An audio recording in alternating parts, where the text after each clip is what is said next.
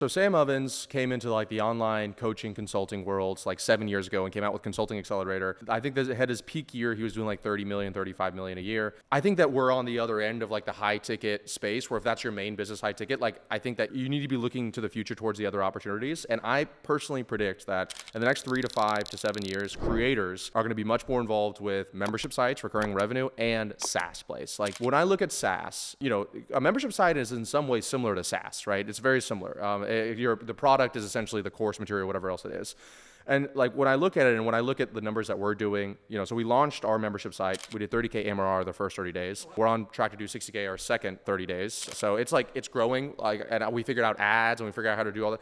So it's working well. And it's so super interesting because I'm like, okay, in SaaS or a membership site, it's like for every dollar you make, if you were to exit, it could be $10, right? So if I make $1 million in monthly recurring revenue, it's really $10 million in a valuation. So going back to the opportunity and the vehicles that we were talking about earlier, I think that like the idea of building the ultimate productivity app is amazing. And you have something that a lot of these huge other productivity companies don't have, which you have this amazing built-in audience that already knows, likes, and trusts you. And like their biggest problem is typically acquisition. So if you can, and then for example, let's say people sign up to your YouTube course as well. Like I call it indirect promotion for either your membership site or your software. It's like now you have all of these high ticket products or $1,000, $2,000, $3,000, $4,000, $5,000 products over here, and then you have this super low ticket, let's say somewhere between $17 or $97 a month for the productivity app over here.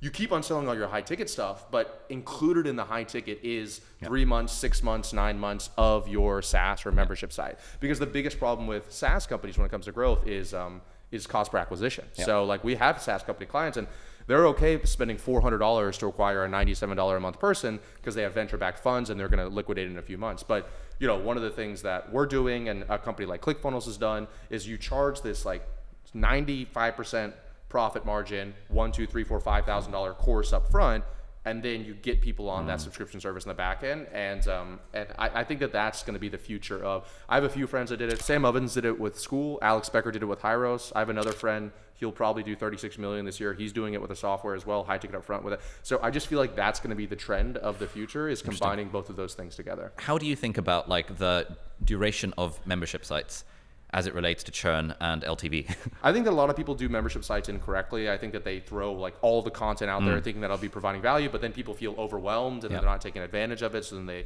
they hop off. And there's a few different things on top of it I won't get into unless you want me to, but in my eyes, I would personally rather do some kind of membership site. I would make the entry point something like whatever, $35 to $49 a month for this productivity baseline package, right? That you can put that as the first link inside of YouTube, and then everybody joins that, and that's just building solid MRR that you're getting from inside of there.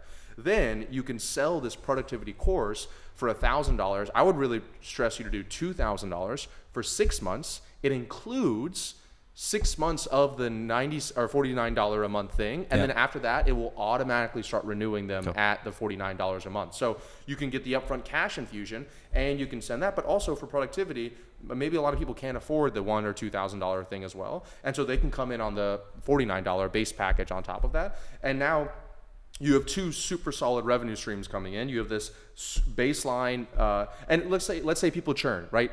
That's the other thing. The course, like, there's so many more elements of a course that you'd have to give for $1,000. But let's say people join and churn in 3 months. You can work on that, but what is the cost to you if they churn? Like there's no work involved in you pretty much at all. So it's like you keep that in, you work on the churn, and then you have this other package here, which is, I would really stress $2,000 for 6 months. It gives you, we just did this. We just launched a webinar yesterday, $2,000 for 6 months. It includes 6 months of scaling School. And then after that, it starts renewing in addition to that. And then when you launch the SaaS product, which is what we're planning on doing as well, you can do the exact same thing. And you can say, hey, if you get the SaaS product, it includes 6 months of my membership site community on top of that. And the SaaS product is going to be high-ish ticket? Yeah, it'll probably be like somewhere between $297 and $497 a month. Okay, so like ClickFunnels type pricing. Exactly. Somewhere like I think like more B2B. like Hyros, B2B. Yeah, it'll be something along those lines. Interesting. You mentioned there were a few other things that you've seen from membership sites that are doing 100 million plus. Yeah. So one, they have longer LTVs than just 3 or so longer churn rates than 3 I months. think here's a few things, right? So first of all is they don't overwhelm their members when they come in. So another huge company that is people at membership site people don't really realize is Audible, right? So what does Audible do if you buy a membership? They give you credits every single month. Yeah. And so we are the only platform I know that's on school right now that does a credit system. So when people come in, they get 10 classes included, but then we have 46 classes inside of there, and they get 1 credit every month they renew. If they ever left, they would lose all of the credits and all the classes that they have so far. So it leads to people wanting to stay longer. Yeah. The other thing that I learned from Masterclass, someone on their marketing team there, he said your greatest retention weapon is coming soon. So he says that people will always pay for what they are anticipating is going to happen in the future. So he said, obviously, when people are paying money, if they feel like they've gotten all the value that's going to get out of it, then they're going to cancel it. But for example, there was there was a movie that was coming out recently on Netflix that my girlfriend and I wanted to see, and I really don't like Netflix that much, so I want to cancel it. But I was like, well, let's just wait until this movie comes out, right? And then I'll cancel the membership. So I literally was churning, and they convinced me to stay because they were coming. So then if you're able to, once a month, we do something we call the Scaling Scoop, and I just did the March edition of it, and I'm saying like, okay, here's all the things that we have coming up this month. We're doing a short form. I'm having a short form agency come in here and teach a course. We're releasing our diamond level package. We're doing blah, blah, blah. And so all these coming soon things get people excited for what's coming up like in the future, and so they don't want to cancel their membership. The other thing that they said is almost the reverse of that. If you can constantly be sharing wins in like an email blast to people, because people won't always log into the community, but they will read their email. So if people feel like, it's almost like people Planet Fitness, their gym membership, I think the numbers is like 90% of Planet Fitness members don't actually ever go to the gym, right? But somehow by being a part of a gym membership, you're getting a little bit of the feeling that you're being productive, and you're I have a gym membership. And then by sharing other people's wins and sharing updates to this email list on a constant basis, people feel like they are getting the wins themselves, even though they aren't actually getting the wins themselves.